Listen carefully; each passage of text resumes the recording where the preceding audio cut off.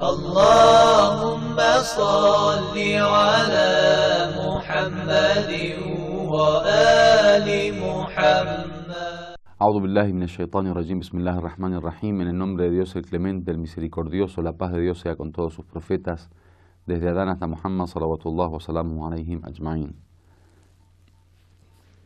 El tercer punto que el profeta hizo para fortalecer los fundamentos de su gobierno y de la sociedad islámica fue lo que se conoció después como la Constitución de Medina,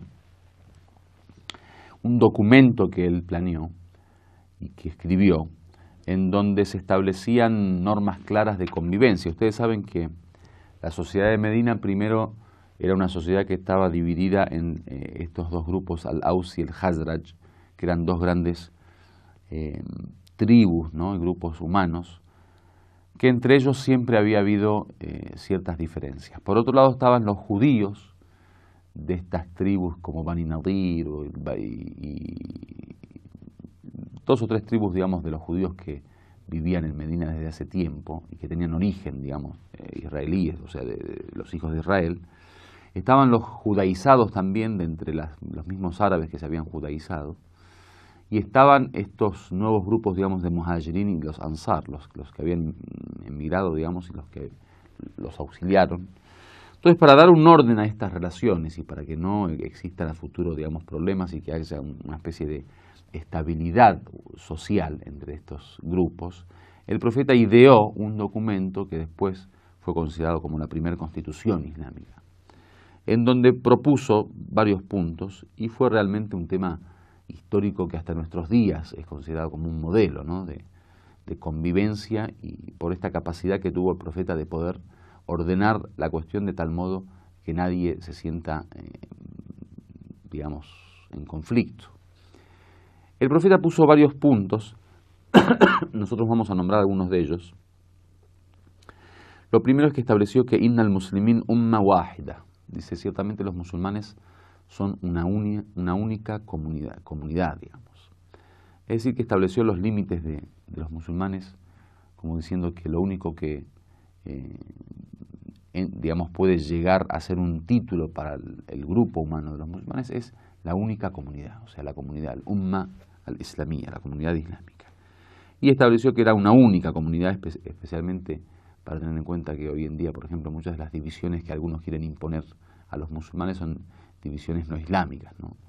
El dividir por credo o por escuela de pensamiento, el dividir por país, el dividir por etnia, el dividir por color, son todas cuestiones que no tienen que ver con el Islam. En el Islam no existe, humanamente hablando, como grupo humano, que los musulmanes estén divididos. En el Islam se promueve esto de la umma, el concepto de una única comunidad islámica.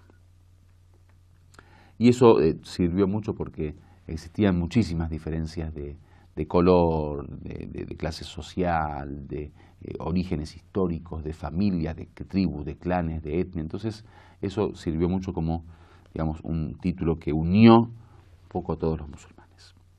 El segundo punto era que el profeta se establecía como el comandante o como el dirigente, digamos, el jefe de la comunidad, ¿sí? Una especie de, digamos, dirigente que iba a ser la autoridad ante cualquier tipo de problema y aquel que iba,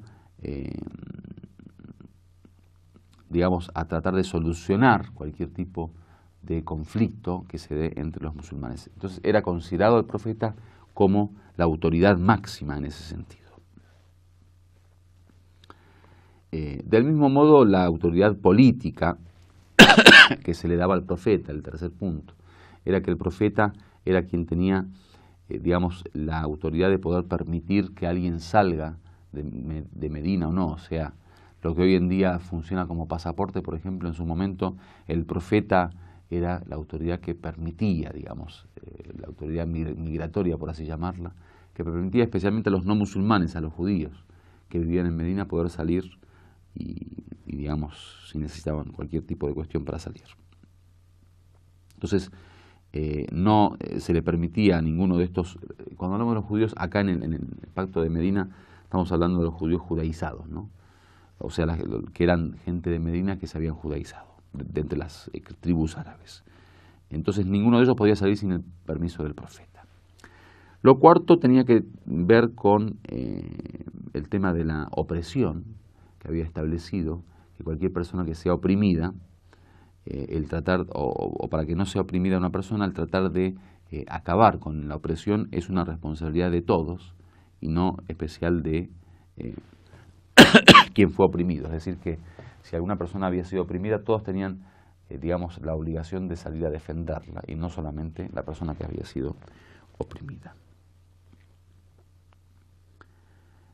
Luego, entre los judaizados entre los ansar son los que estaban en Medina y fueron anfitriones de los muhajirín que habían emigrado desde Meca, le dio una especie de, digamos, documento o pacto de seguridad que les aseguraba de alguna manera que iban a estar seguros, que iban a ser libres, que iban a ser ciudadanos normales, con la condición, obviamente, de que se comprometan ellos también con las leyes del gobierno y que no se corrompan, ¿no? Ni hagan ningún tipo de complot o de boicot en contra del Islam y los musulmanes. Entonces, este es también, digamos, uno de estos puntos fundamentales y ejes fundamentales que sirvieron y ayudaron muchísimo al momento de querer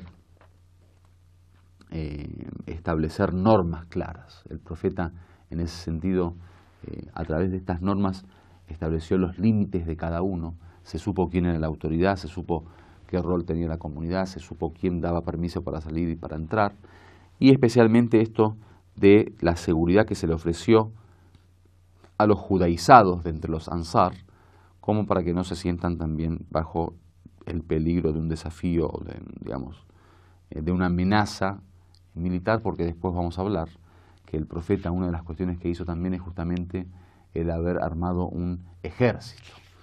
El cuarto punto tiene que ver con que los judíos, los originales judíos que eran de Banu Qaynuqa y Nadir y Banu Qurayza, que son tres de estas tribus que vivían en Medina, ellos le pidieron al profeta también que de alguna manera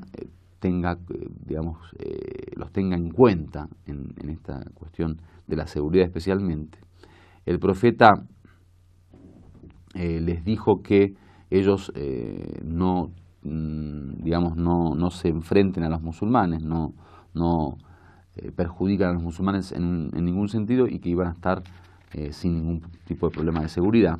El quinto punto fue el tema militar. El profeta, además de organizar política y económicamente y socialmente a la comunidad, creó una especie de ejército, ¿no?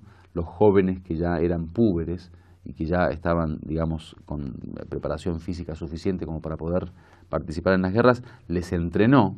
El profeta creó de alguna manera, en primer lugar, la decisión militar que estaba en su mano. Él era el comandante en jefe, podríamos decir, de las Fuerzas Armadas, o sea, él era el que dirigía el tema militar y el que decidía especialmente el tema del poder militar y las decisiones que había que tomarse en contra del enemigo en caso de que quiera atacar.